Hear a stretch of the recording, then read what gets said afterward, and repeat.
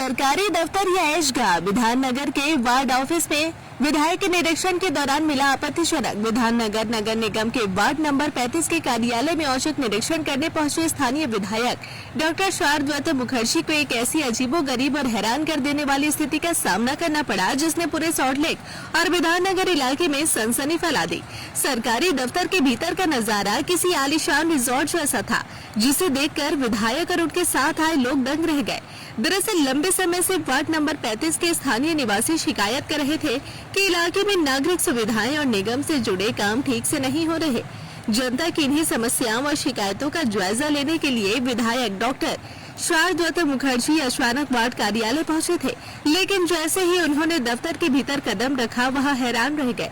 कार्यालय के अंदर की साज सज्जा और माहौल को देखकर यह अंदाजा लगाना मुश्किल था कि यह कोई आम सरकारी दफ्तर है। शिकायत है कि कार्यालय के अंदरूनी हिस्से को बेहद आलीशान और विलासिता के सामानों से सजाया गया था, जहां एक तरफ आम नागरिकों के बैठने के लिए बुनियादी ढांचा तक मौजूद नहीं था, वहीं अधिकारियों के लिए महंगे सोफे सेट लगाए हुए थे।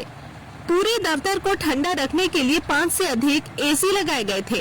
यहाँ तक कि बताया जा रहा है कि काउंसिलर रूम में बेड और कॉन्डोम के पैकेट भी मिले हैं। जी हाँ, असली विवाद तब शुरू हुआ जब विधायक वार्ड के मुख्य काउंसिलर रूम यानी पार्षद कक्ष के भीतर गए। कमरे का नजारा देखकर विधायक की आंखें फटी की फटी रह गई। सरकारी दफ्तर के उस कमरे में बकायदा एक बड़ा सा बेड यानी खाट बिछा हुआ था।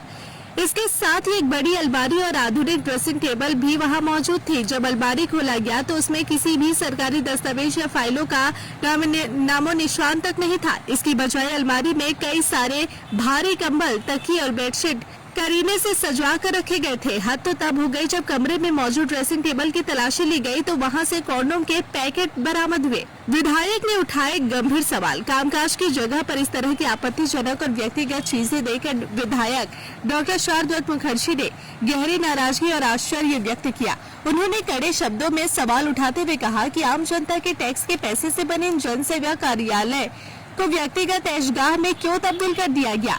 क्या इस दफ्तर की आड़ में कोई अनैतिक गतिविधियां चल रही थी? उन्होंने इस मामले की गहन जांच की बात कही है। सूत्रों से मिली जानकारी के अनुसार हाल ही में संपन्न हुए विधानसभा चुनाव के नतीजे आने के बाद से ही वार्ड नंबर 35 के टीएमसी पार्षद जयदेव नस्कर का कोई अता पता नहीं है। वह इलाके से गायब है। पार्षद की अनुपस्थिति के बीच उनके ही निजी कार्यालय कक्ष से इस तरह की चीजें बरामद होने के बाद स्थानीय जनता में भारी आक्रोश है। लोग अब इस मामले में कड़ी कार्रवाई की मांग कर रहे हैं।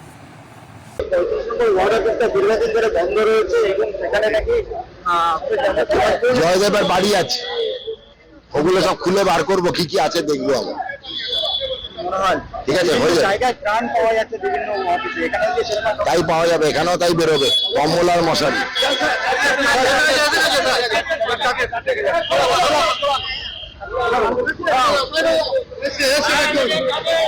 চলো দেখি দেখি দেখি দেখি দেখি দেখি দেখি দেখি দেখি দেখি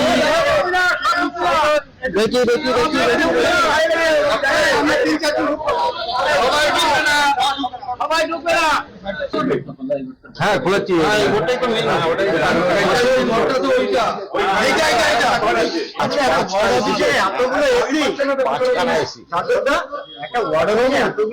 পাঁচখানা এসি রয়েছে, 1 লাখ টাকা মুদিখানা খরচা। আমি হিংসে হচ্ছে, আমার হিংসে হচ্ছে। আমার অফিস রয়েছে এর প্রায় 1/4। দেখতেই পাচ্ছেন তো, 5খানা এসি রয়েছে। এই তো মানে মোটামুটি বিধানসভার মতো লেভেল। বিধানসভা স্পিকারের অফিস এর থেকে ছোট, বিধানসভার অধ্যক্ষের অফিস এর থেকে ছোট। আমরা তো যাই রোজ, এর থেকে এর হাফ, ঠিক এর হাফ সাইজ। অ্যান্টিক চেম্বার আছে, দেখছেন অ্যান্টিক চেম্বার আছে।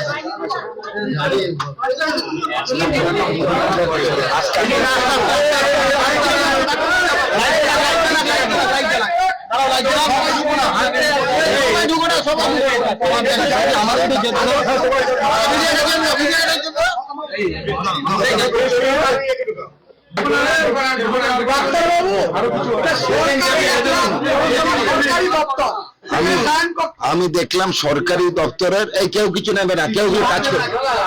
সরকারি দপ্তরের মধ্যে শয়ন কক্ষ। এটা জয়দেব বাবুর অফিস। প্রথম একটা বড় ঘর দেখলাম, সেটা কম করে মনে হয় আমার 1004 স্কোয়ার ফিটের হবে। তারপরে ছোট ঘর, সেটা 1002 স্কোয়ার ফিট, তার সঙ্গে অ্যাটাচড বাথ। ভেতরে এখানে আবার ছোট ঘর, সেখানে সোফা লাগানো রয়েছে, পুরো বেড রয়েছে। দেখছেন থাকে থাকে কতগুলো বালিশ আছে, কত কম্বল আছে, খালি ভাবুন। যে এখানে এখানে মহিলাদের ড্রেসিং টেবিল, এটা কারণ আমি কেন বুঝতে পারছি না। মহিলাদের ড্রেসিং টেবিল। अगर आप अपने बिजनेस, शॉप, कंपनी या सर्विस को ज्यादा कस्टमर तक पहुंचाना चाहते हैं एडवर्टीजमेंट के जरिए, तो आप न्यूज टैग इंडिया और हालात बंगाल से कांटेक्ट करें। फोन नंबर 9831060581 या फिर 8240148182 पर कॉल करें।